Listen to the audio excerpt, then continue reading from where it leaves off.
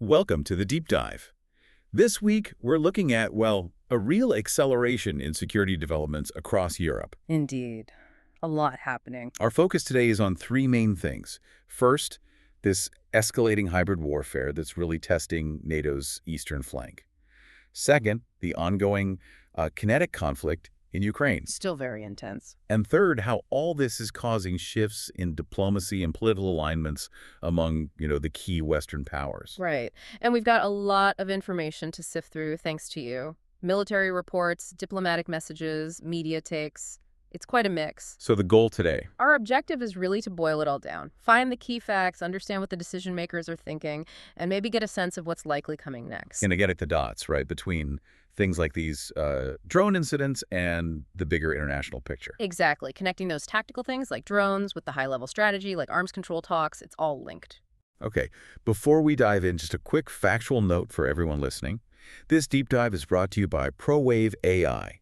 They use next-gen machine learning to optimize global supply chains, especially useful in, well, turbulent times. Relevant. And this deep dive itself is generated by Stylo News.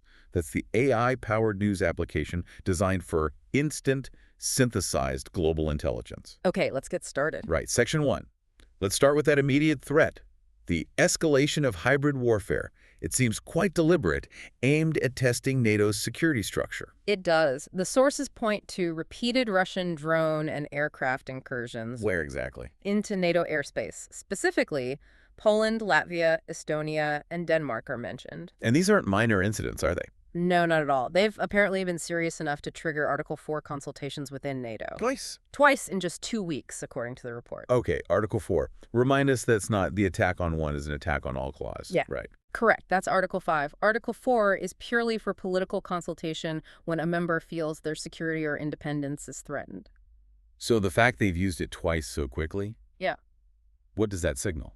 It suggests Russia might be using these incursions not just for, say, spying, but maybe more for psychological impact, to deliberately test how ready the alliance is, how cohesive it is under pressure. But with these drones moving fast, is that political consultation process, fast enough for the countries right there on the border? Well, that's the challenge. It puts a huge burden on those nations. And the intent seems clear: disrupt civilian life, too. We saw those wake-up call incidents further west. You mean like the Munich airport closure? Exactly. That drone sighting grounded flight stranded nearly 3,000 people, and similar disruptions happened in Denmark and Norway. It forces countries to react domestically. Which I suppose leads us straight to Germany.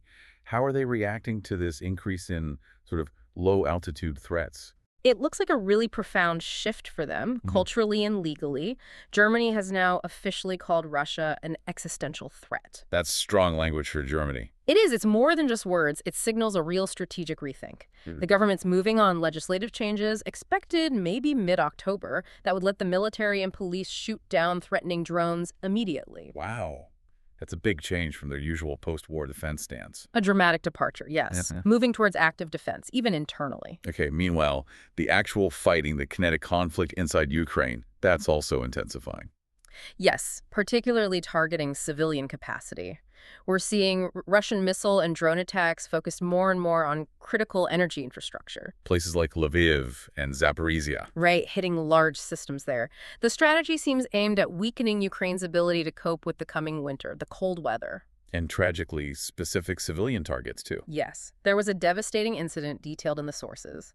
2 drone strikes, one after the other, on the Shuska railway station in Sumy Oblast. While people were evacuating. Exactly. During evacuation efforts, reports say multiple casualties, including children, a terrible human cost. And we're seeing a technological change in these attacks as well. Absolutely. Russia seems to be deploying upgraded Shahed drones. The key difference is they now have real-time remote control. Meaning they can adjust the target mid-flight. Precisely. Greater accuracy, ability to react to defenses. It makes them much more lethal and harder for current Ukrainian air defenses to predict and stop. But Ukraine is fighting back, of course. What strategic responses are we seeing from Kyiv? How are they trying to slow down Russia's war effort? Well, Ukraine's military is sticking with its strategy of deep strikes into Russian territory, specifically hitting economic targets. Like the oil refineries? Yes, successful hits reported on refineries and energy sites near Moscow and in the Belgorod region. The goal seems to be undermining Russia's ability to finance the war. And tactically, any specific wins highlighted? There was one significant one mentioned: the destruction of a Russian R-330ZH Zhetel electronic warfare station in Luhansk.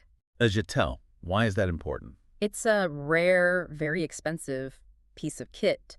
It's designed to disrupt communications, jam GPS, mess with enemy drone controls over a pretty wide area. So taking it out is a big deal. A very big deal. It immediately weakens Russia's ability to use its air power effectively and disrupt Ukrainian command and control right there on the front line. It's taking a key tool off the board for them. Now, shifting slightly, there's an external angle emerging.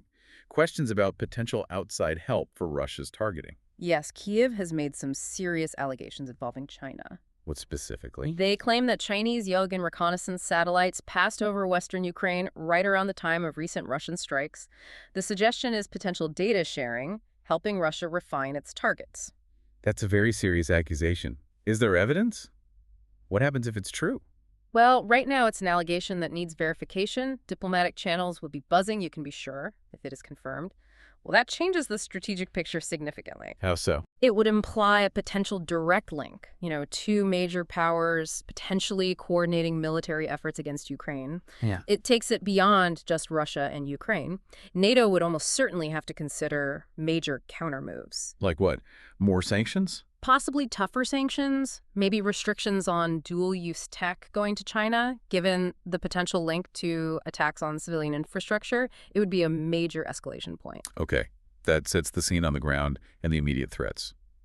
Let's move to Section 2 and look at how the decision makers, the capitals, are responding. What paths forward are being discussed? We're seeing a pretty clear split in approaches. On one side, you have calls for, let's say, strong deterrence and collective defense. Who's pushing that? Latvia's foreign minister, Baiba Braja, for instance, she's actively pushing for a layered drone wall along the eastern flank. And she's been clear. Latvia is ready to shoot down hostile objects. And Poland's stance? Poland's PM, Donald Tusk, is taking a very strong line. He's framing it clearly. Ukraine is fighting on Europe's front line. He's demanding more unity, proactive defense from the EU and NATO. Is NATO leadership responding? You mentioned a no-fly zone earlier. They're evaluating options, yes, including potentially a no-fly zone over western Ukraine. Denmark's PM at Fredriksen has been quite vocal, pushing for Europe to step up its own defense capabilities overall. A drone wall. Mm-hmm. What does that actually look like? Is it a physical fence?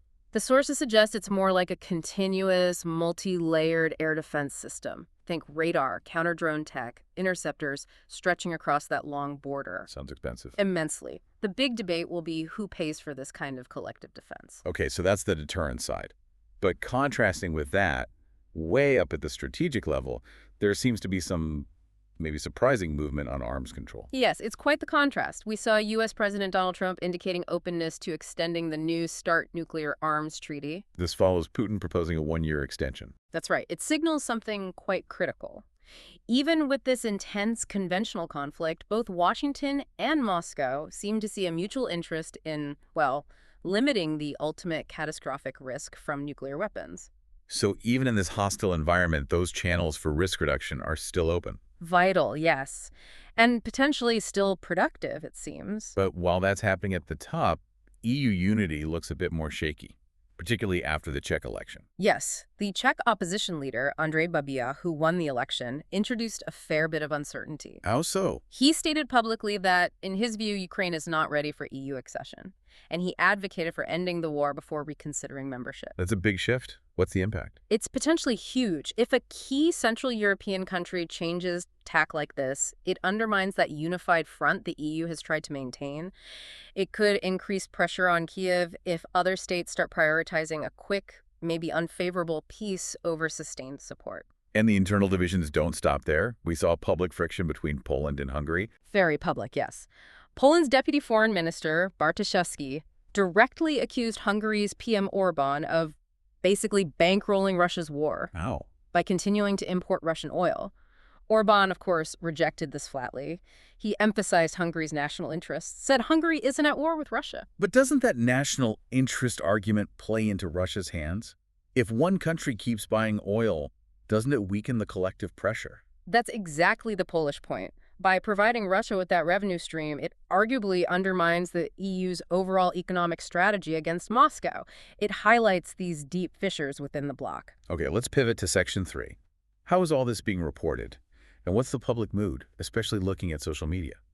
Well, looking at the source material itself, the polarization is frankly stark. Pro-Ukrainian sources, you mentioned Kiev Post, ZN.UA, Focus.ua, they focus heavily on the human suffering, on Ukrainian resilience. And the need for Western help. Absolutely. They emphasize the necessity of strong, immediate support from NATO and the EU. It's all about defense and survival. And on the other side, pro-Russian sources. Sources like RIA Novosti is .ru. They push Russian military narratives.